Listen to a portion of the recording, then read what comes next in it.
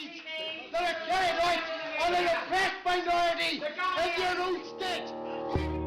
No wonder the EDL are flying the flag of Israel. The modern day Nazi EDL are flying the flag of Israel.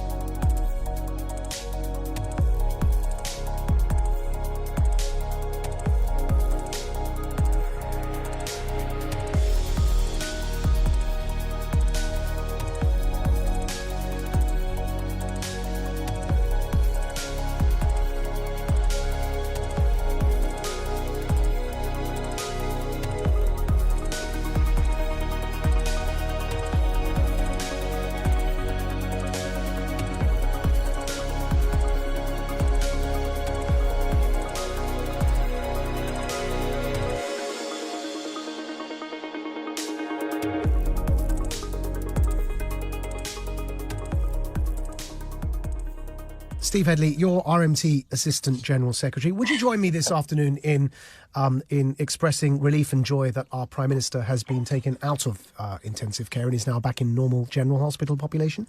I've not come on your programme to discuss that. My personal views on Tory politicians are well known.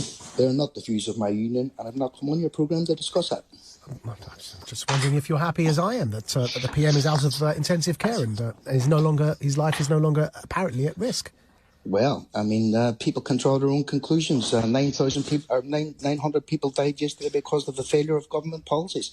I'm not on here to give my own personal views. But you did. But you have given your personal views. You said, "I don't want to offend you, but if Bojo pops his clogs, I'm throwing a party." I'm not on here to give my personal views. Bye bye. You said you'd party if the PM died.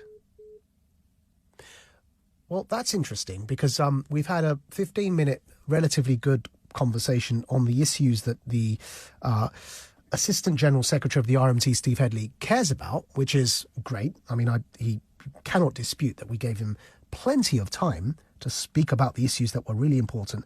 But however, just for listeners to understand what just happened there, the same RMT Assistant General Secretary, Steve Hedley, who we were just speaking to, has said that he would throw a party if the Prime Minister died. And I'm going to quote directly, "I don't want to offend you," it says, "but if Bojo pops his clogs, I'm throwing a party."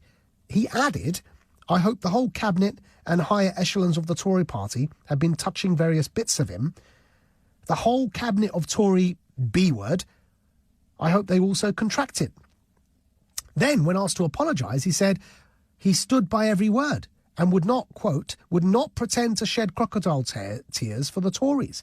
Now, you know, it's a fair cop gov to ask questions to you if that's what you've said. Frankly, I've never voted Conservative in my life. I'm not a Tory. I've given you 15 minutes on air, which is a huge chunk of real estate when it comes to radio, to speak about workers and the importance of them feeling safe. It's only fair that you respond to a question when you have said as a matter of public record, that you would throw a party if the Prime Minister died. To hang up when asked that question, I would suggest to you, as you've just done, to hang up not only makes you look incredibly insecure and unable to defend the position that you've clearly said you won't apologise for, but it also, frankly, alienates people like me from you. Why now I have an impression of you, and I shouldn't have, because I should be somebody that could very easily support the good work you do as Assistant Secretary General, Secretary of the RMT. But now, having just hung up,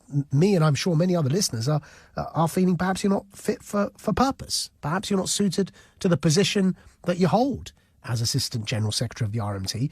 If indeed you say things like, "you'd throw a party if our PM died." I mean, that, to me, sounds a bit extreme.